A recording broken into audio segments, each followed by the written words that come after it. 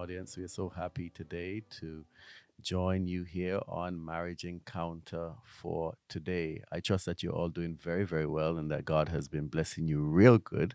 And that, of course, you've been enjoying the installments of Marriage Encounter that we have been sharing with you over the last few weeks. Of course, over the last few weeks, we have been discussing boundaries and we have shared quite clearly that boundaries are things that we set on ourselves so that we can indeed enhance our relationships. Today, we encourage you, wherever you are, to call someone, let them know that Marriage Encounter is on. Call a friend, call a neighbor, touch your coworker, and tell them to tune in to Marriage Encounter on Second Advent Radio 101.5 FM, or you can also tune in on the SLC YouTube channel, SLC Adventist YouTube channel, and also our Facebook page.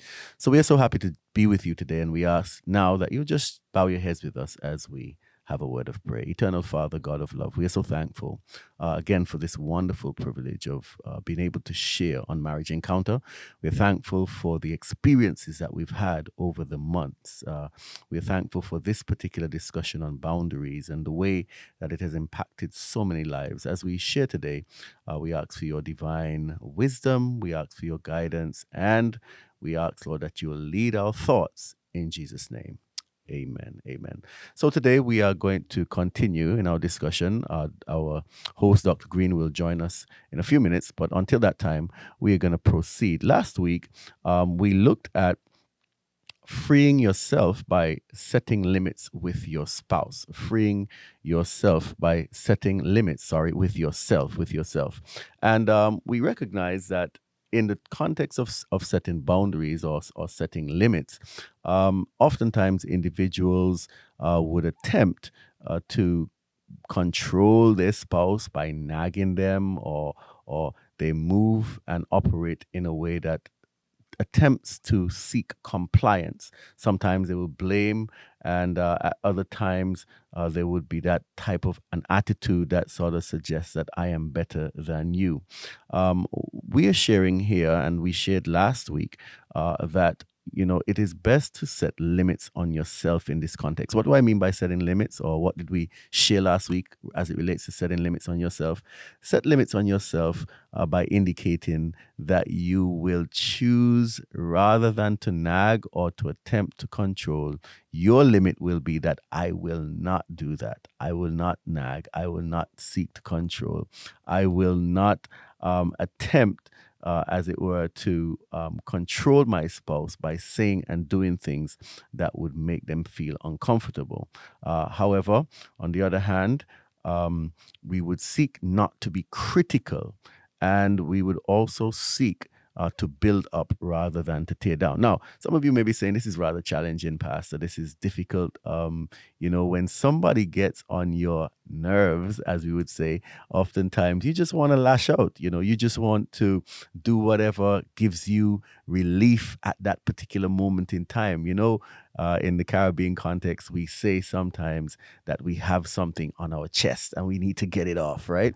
And so what we're saying is, you need to, by God's grace, resist that urge, resist that temptation to just get stuff off of your chest, and think about how what you say may impact your relationship negatively. We also suggested that, when you're freeing yourself by setting limits, when you're freeing your spouse by setting limits on yourself, it doesn't mean that you're giving your spouse a free pass. It doesn't mean that you're letting them go, and that, maybe the negative practices that they have are not important to be addressed. No, that is not what we're saying. So we are saying it is important to address those maybe negative behaviors. And at times, you do have to put boundaries in place.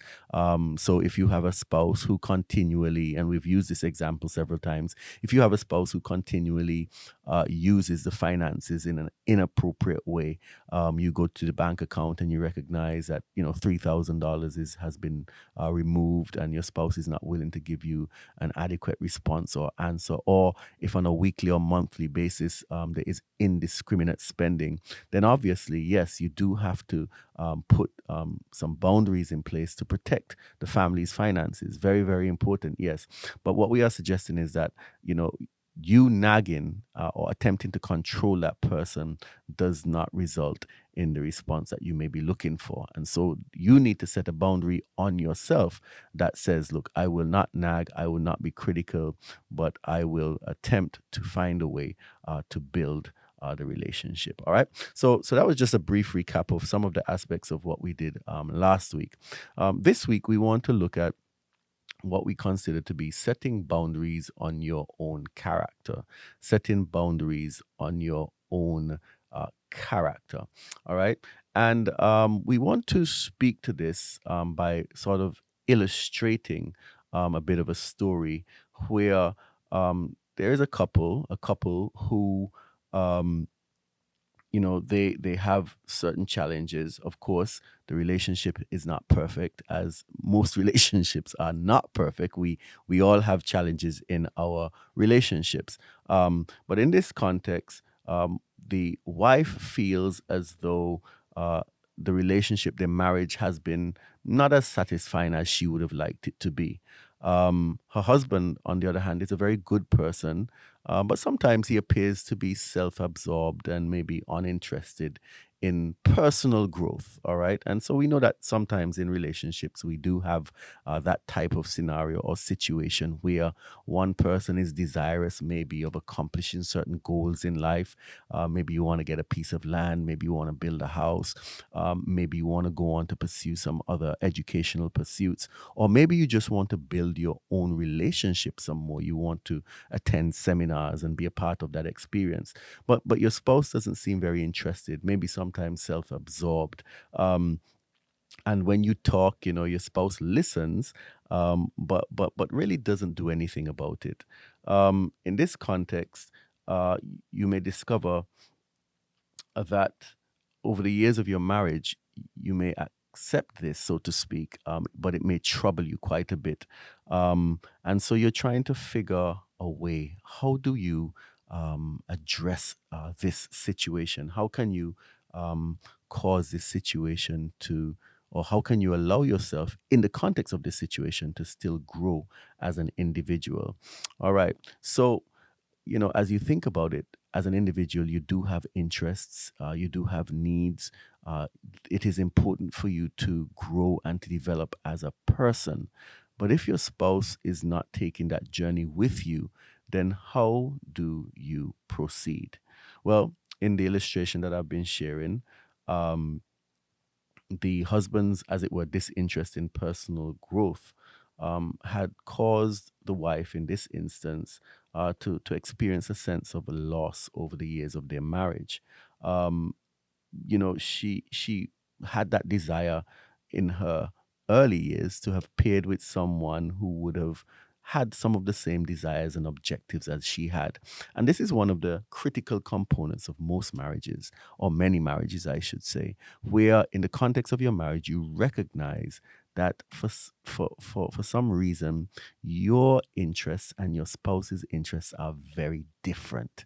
They are very different. This can be extremely frustrating when you recognize that, hey, I was hoping, my expectations were that along the journey of this marriage, we would have shared certain things together.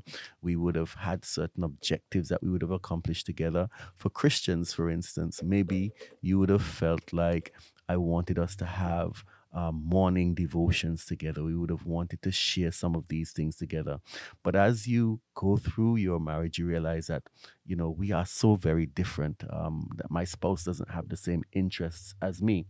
And so, in the context of your marriage, you may have adapted to the holes. We may call them the holes in your marriage. You may recognize these things are not things that more likely will become a part of my marriage. They are expectations that I had, but they are not being met.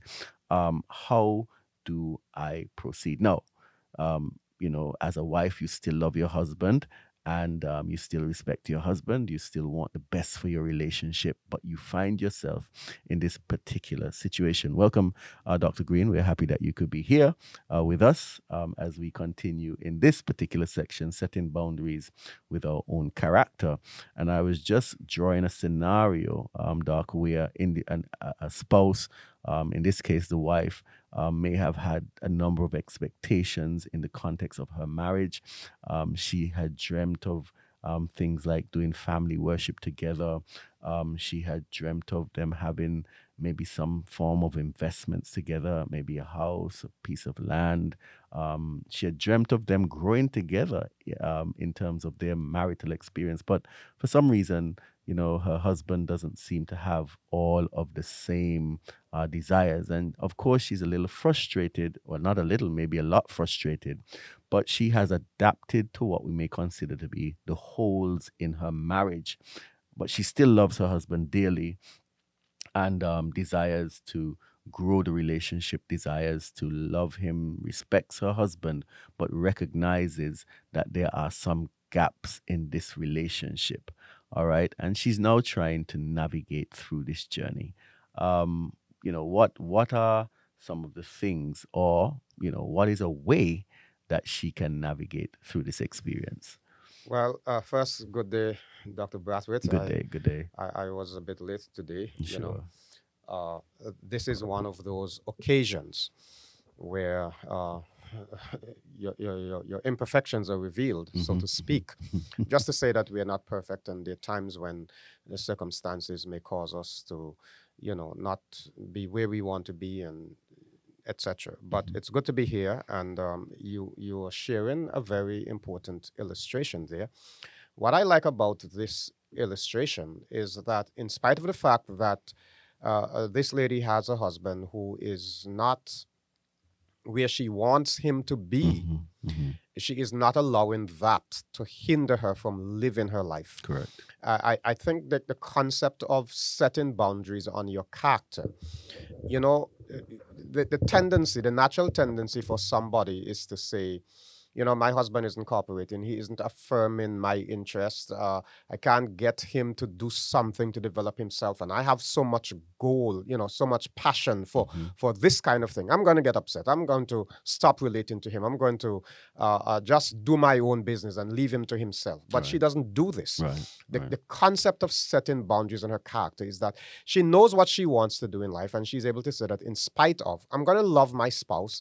In fact, I'm going to affirm him for his strengths, and I'm going to invite him to share with me where I am faltering, but I will press on. Right. And I think that's the concept there. Yeah, and amazingly in this discussion, one of the things that the wife, in this illustration, has done, is that in spite of the challenges that she has, she still reaches out to her husband and inquires of him, if there's anything that she's doing that is hurting him. Now, even though he may never ask or place himself in that position for her, she still reaches out to him. And if there is something that is bothering him, she then takes the initiative, to address these concerns for herself. And that takes a lot of maturity, Pastor. It takes a lot of courage, and as the title suggests, really what we're doing here is setting boundaries with our own character. So we're not allowing the external circumstances of our situation to cause us or to push us in a way that would be negative for the relationship, but we are allowing them to assist us in the journey of our own personal growth. And before you come in, Doc, I also at the early part of the program, I also should have indicated that Pastor Adams could not be with us also today. As we are here as a team of three, he couldn't be with us, so we just want to let our listeners know that also. On my way here, I was listening to you, and I was saying, it looks like we have betrayed Dr. Braithwaite today. But sometimes circumstances, run their course. That's and right. we have to make choices and do things. But this is an excellent point you made there, with respect to not allowing the circumstances of life to deter us from achieving our goal. And I like the terminology, setting boundaries on your own character, because it is a personal decision. And I was thinking, this is the whole concept behind boundaries. Boundaries are for you to own the things that belong to you. And people don't make us do things. Right. We make choices to do things in spite of what is going on around us. Here was this lady. Her husband was not the best husband. He was not supportive of her goals and her ambitions. He didn't seem to care about personal development, but he was her husband. And she was going to value him as a husband, Mm-hmm. affirm him as a husband, and at the same time recognize that she's not perfect and invite his opinion in terms of where she's not doing so well. Mm. So what I see here is that she is making that decision that she is going to be responsible for the things that she is really responsible for. And a part of that is the acknowledgement that you're not perfect and that the spouse that you have is the best person to see your imperfections and hence can suggest where you need to improve. Absolutely. Now, interestingly, as we set boundaries on our own character, you know, we the boundary says, you're suggesting, Doc, in the case of this boundary, listen, regardless of what happens around me, I will still continue to develop. That's Right, right. that's the boundary you're setting.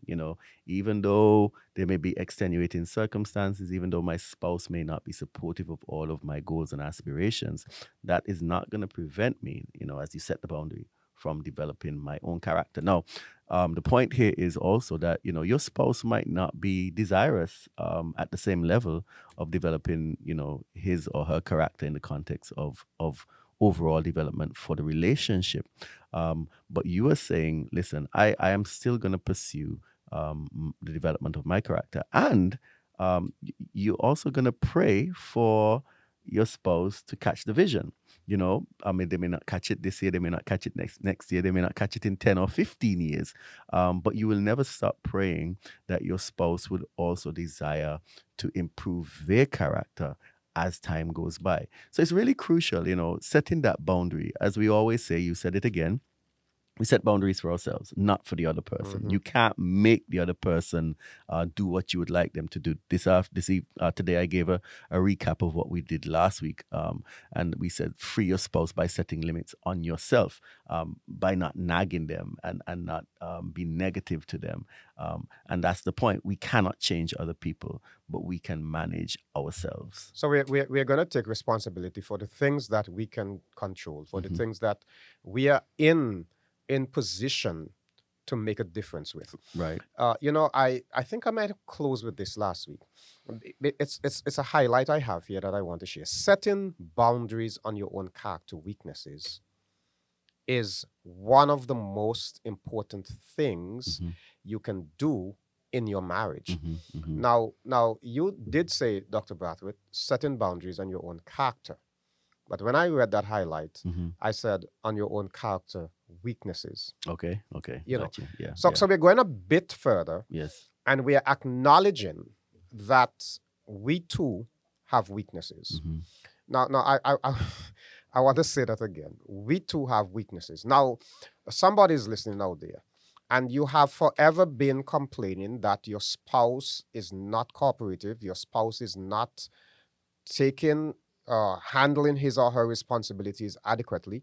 You have been forever saying that you're frustrated in this marriage. You feel as though you're carrying all the weight, you're burdened, etc. And I just said that you too have weaknesses.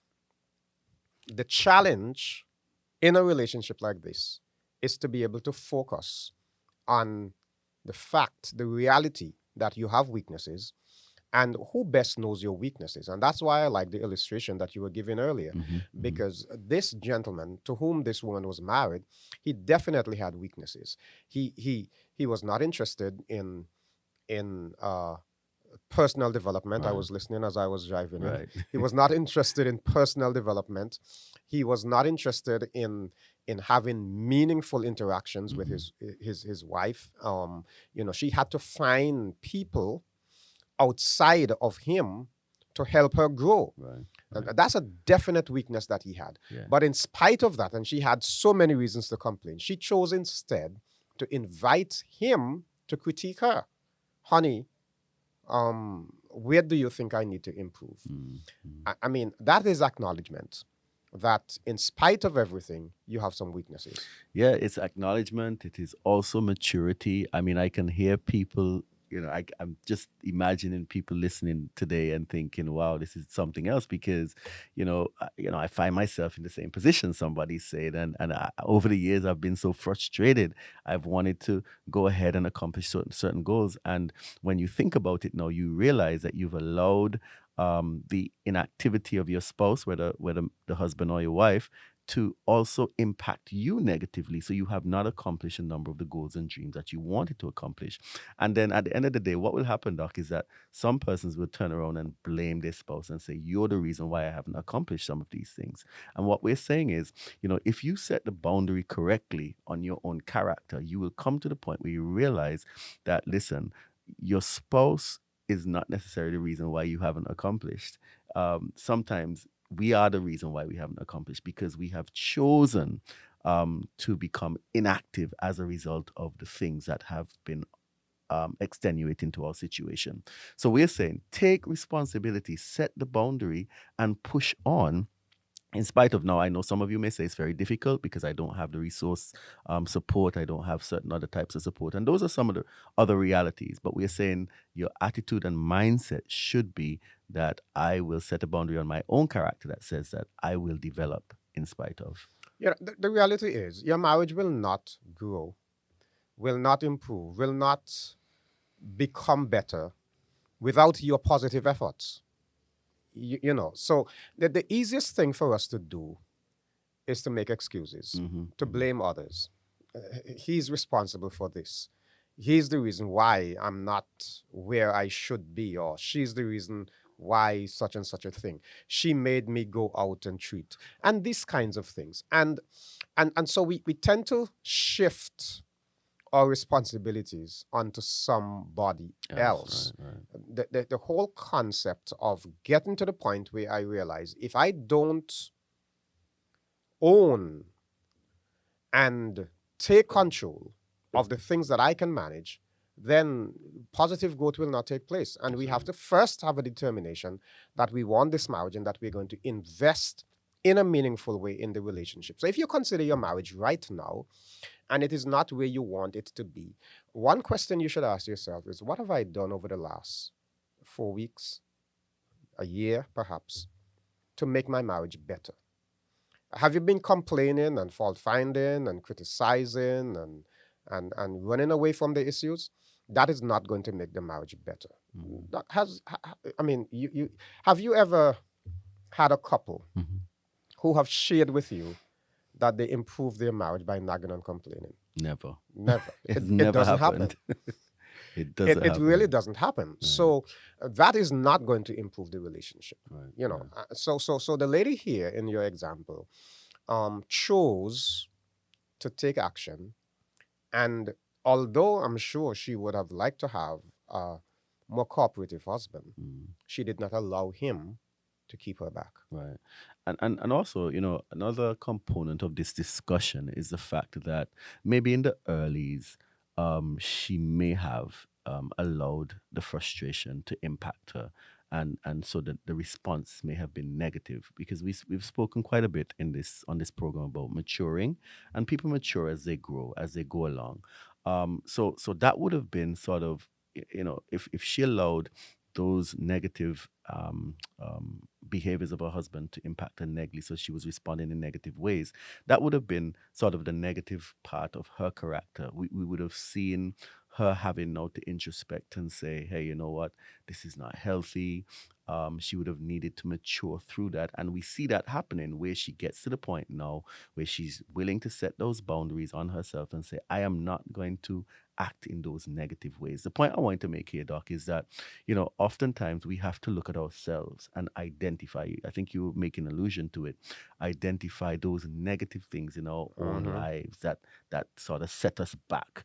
I'm sure, in the process of counseling, we have come across couples, individuals in a relationship who feel so despondent about how their spouse is relating, to the point that it sort of fires up significantly negative emotions in that person. So, kind of said it, if he's not doing that, then I'm not doing it either. And I'm not going to do anything to contribute because if he needs to take responsibility for himself, and that doesn't help.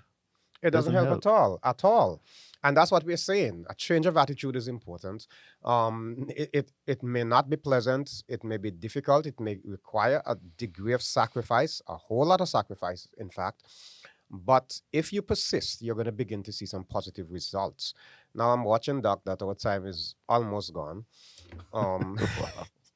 I had no and idea. we're getting into the meat of the discussion. Yes, yes, yes, But there is always a next week. yes. There is, There's there is. always a next week. But let me end with this, Doc.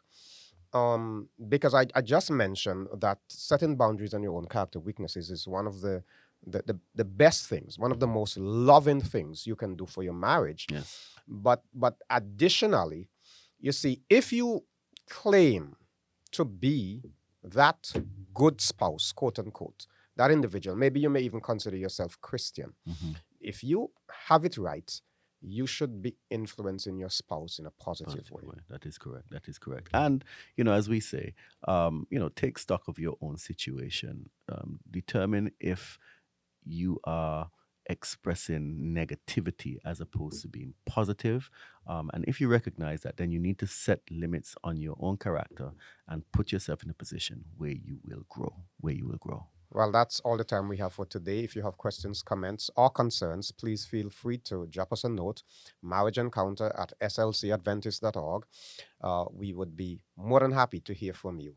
That's all the time we have. May God bless you. May you keep faithful. And please remember that we will be back here next week, same time. May God bless you.